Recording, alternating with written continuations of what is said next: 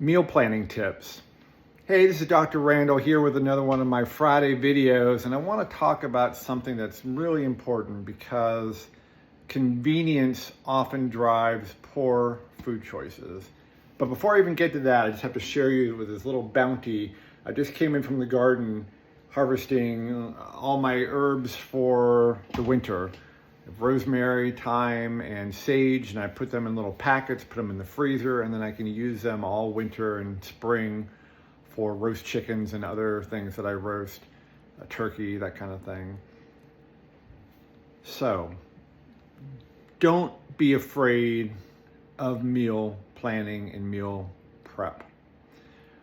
Back in the day, before spreadsheets even really existed, my mom would take a piece of paper, put 7 columns in it, and she recorded every day the meals for our family. And after she passed, we went into some boxes and we found like years of these stacks of paper, and it was very nostalgic and wonderful. But it does take a little work. It does take some planning.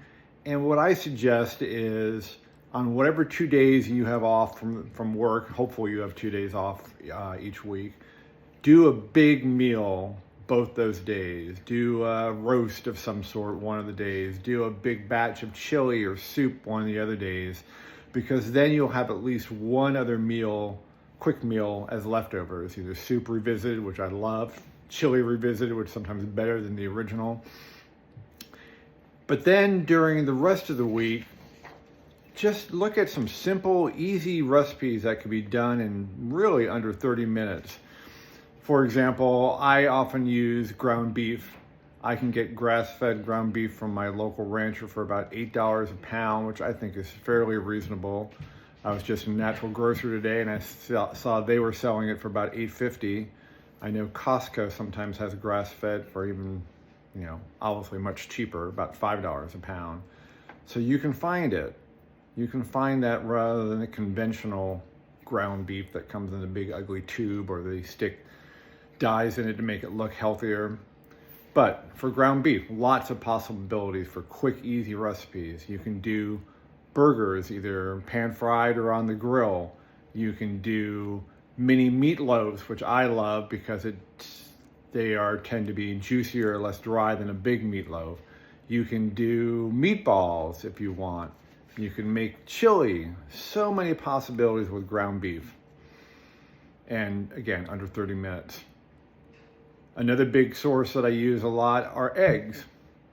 Eggs are amazing for protein and fat, and there's so many different ways. Eggs shouldn't just be for breakfast. So you can bake eggs in a little muffin tin and put all sorts of fun stuff in there.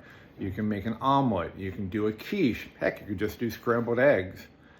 All those so simple and way under 30 minutes. And then you can do wild-caught fish fillets as well. Many stores sell them frozen in little individual packets. I have a trout almondine recipe that is 20 minutes prep and cooking. So there's no excuse. By the way, all these recipes are in my new book, The Healing Revolution Diet, and I really encourage you to take a look at this book, because not only does it tell you all the things that have gone wrong, it then sets the stage for here's what you need to do moving forward, and it includes some basic recipes. I'm not a gourmet chef, so my recipes are simple.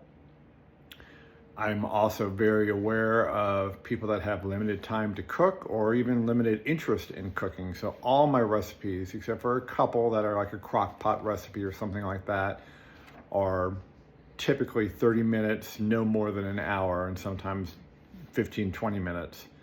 So please, there's no excuse for pulling into that drive-through or stopping at that restaurant and getting takeout. There's no excuse for that.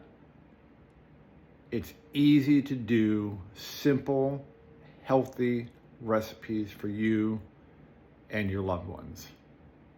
So please consider that. Please consider more cooking from scratch. All right, this is Dr. Randall wishing you a great day and a great weekend ahead, and I will see you next week.